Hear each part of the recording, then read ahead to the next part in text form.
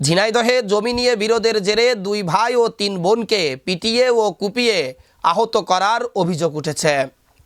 ঝিনাইদহ সদর উপজেলার গিলাপোল গ্রামে পৈতৃক জমি নিয়ে বিরোধের জেরে ৫ জনকে পিটিয়ে ও কুপিয়ে আহত করার ঘটনা ঘটেছে।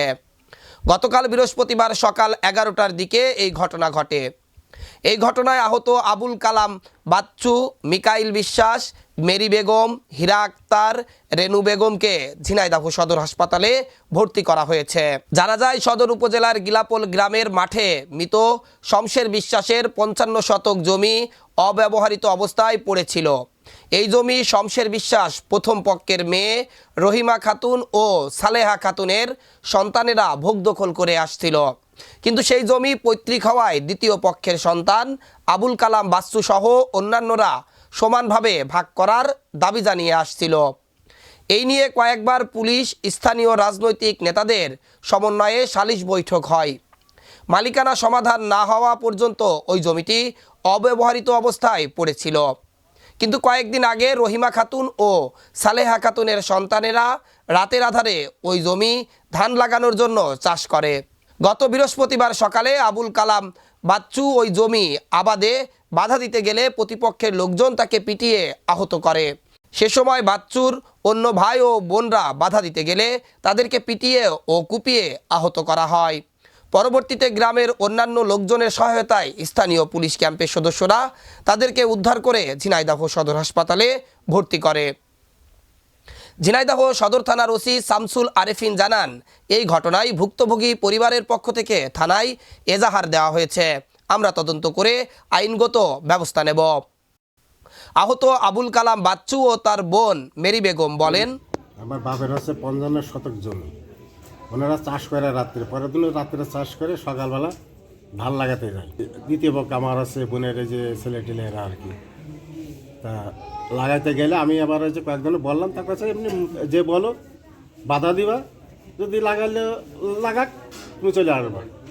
আমি মানে অনেক দূরে আছি, দূরে থাকতে মানে আমার দিকে দৌড়ে চলে আসছে, দৌড়ে চলে আসে ওই নাসির হচ্ছে আপনার ছোলদা দিয়ে কোপ মারে আমার এখান থেকে লেগেছে কানে, আমি মাথায় কাত করি, তারপরে সোয়াগ এসে লাঠি দিয়ে মারে পিঠে দাগ আছে, মেরে পাড়িয়ে ফেলাই, তারপর ঈদ এসে যে হাতু দিয়ে সব জায়গায় পিটিয়ে গেছে।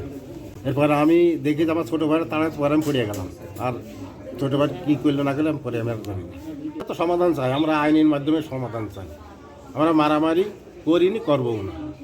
বড় মার হচ্ছে বড় মার তো ছেলে নেই, মানে তার আমার সে ভাগ্নের নাম বলি, সাগর ছিল, সোহেল ছিল, তারপরে খগন ছিল, আর ইদ্দিস ছিল হচ্ছে আমার এই যে পুষ্ণে, আমার এই যে বড় মার সেটাকে পুষ্ণে ছেলে আর কি, ইদ্দিস ও ছিল, নয়ন ছিল, তারপরে হচ্ছে সোহাগ ছিল, রহিমার ছেলে ছিল হচ্ছে খোকন, ওর একই ছেলে, ওর মেয়ে ছিল, হচ্ছে রেহেনা ছিল, আবার ওই খোকনের ছেলে ছিল নাসির ছিল, আবার রিপা ছিল, ওটা হচ্ছে ওই বড় বোনের আছে নাতনি আর গুনি ছিল, আবার ওনার আছে যে মেয়েও ছিল। আমার ভাই করলে ওরা বুঝ চড়ছে, ধান লাগাবে চলো যাই, আমার চলো, আমাকে মাতুবার বললো যে যান, যে আপনারা খালি বারণ করবেন, আপনাকে আর দ্বিতীয় কথা দরকার নেই, চলে আসবেন। আমার ভাই বললো, বাবু তুমি এখানে আর দুই আলি দাঁড়াও, তোমরা 4 বোন আমরা দাঁড়াই আছি। কেবল ভাই বাপ মনে হয় যে 2 পাপ সামনে আগাতে পারিনি, আর দৌড়িয়ে এসে ভাইদের মারা, ভাইদের যখন মারা ধরলো তখন আমরা 3 গুণই দৌড়িয়ে এসে লেগেছি। চলো আমার ভাই তো মেরে ফেলে, 2টো ভাই কাদার মধ্যে ফেলে দিয়েছে, বসতে পারিনি ভাইরা।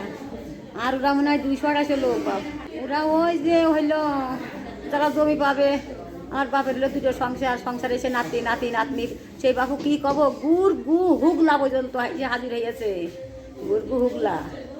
ওরা এসে বাবু যে কি ঝালের গুঁড়ো, ধুনের গুঁড়ো, এটা বালি ছাই, আর এই রড দিয়ে এসে ভাইয়ের কাছে যাতে পারি না, দৌড়ে এসে এই রড দিয়ে বাড়ি, লাঠি দিয়ে বাড়ি পরে বাড়ি, কাদার মধ্যে পড়ে গেলাম, আবার দৌড়ে এসে বুকি খাঁচায় মাছের লাথি, আমার তো বুকে ব্যথা দিয়েছে।